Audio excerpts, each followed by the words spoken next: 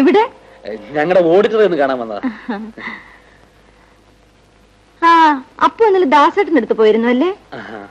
ദാസേട്ടൻ കാലത്ത് ഓഫീസിൽ വന്നപ്പോ പറഞ്ഞു. തലപരിചയം ഇല്ലാത്ത ഇയാളെങ്ങനെ ഓഫീസിൽ തപ്പി പിടിച്ചു വന്നത്? ഞാൻ പറയാൻ വിട്ടു. ദാസേട്ടന് സ്ഥലങ്ങളൊക്കെ കാണിക്കാൻ അപ്പൊ ഒന്ന് സഹായിക്കണം കേട്ടോ. അല്ലെങ്കിൽ പിന്നെ ഞാൻ കൂടെ പോണ്ടി വരും. അയ്യോ അത് വേണ്ട, എവിടെ വേണേ കൊണ്ടുപോകാം.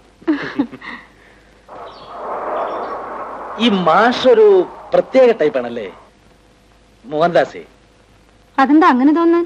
ഒന്നുമില്ല, പുള്ളിക്കൊരു 40-40 വയസ്സായിട്ടുണ്ടാവും അല്ലേ? 40?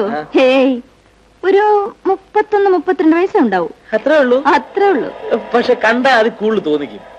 ചിലപ്പോ അയാളുടെ ആ ഒരു പഴഞ്ചൻ സ്റ്റൈൽ കൊണ്ടായിരിക്കും അല്ലേ? പഴഞ്ചനൊന്നല്ല ദാസേട്ടൻ, ഒരു പക്വത എന്ന മനുഷ്യനാണെന്ന് മാത്രമേ ഉള്ളൂ. കോളേജിലൊക്കെ പഠിക്കുമ്പോ ആരായിരുന്നു ദാസേട്ടൻ? ഞാൻ പ്രീ ഡിഗ്രിക്ക് പഠിക്കുമ്പോ ദാസേട്ടൻ MA ക്കായിരുന്നു. ദാസേട്ടന്റെ കവിത എന്ന് പറഞ്ഞ പെൺകുട്ടികൾക്കൊക്കെ ഒരു ഹരമായിരുന്നു. അപ്പോ പുള്ളിക്കാരനും ഏകദേശം എന്നെ പോലെ തന്നെ ആയിരുന്നു. എന്നുവെച്ചാ? ഞാനത് പറഞ്ഞിട്ടില്ല അല്ലേ? ഇല്ല.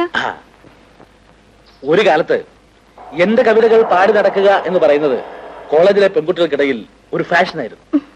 നിമിഷകവി എന്നൊരു പേരും കിട്ടി. എന്നിട്ട് ഇപ്പൊ എഴുതാറില്ലേ? എന്തെങ്കിലും തൊഴിലും പണിയുള്ളവർക്ക് ഇതൊക്കെ കൊണ്ടുനടക്കാൻ പറ്റുമോ?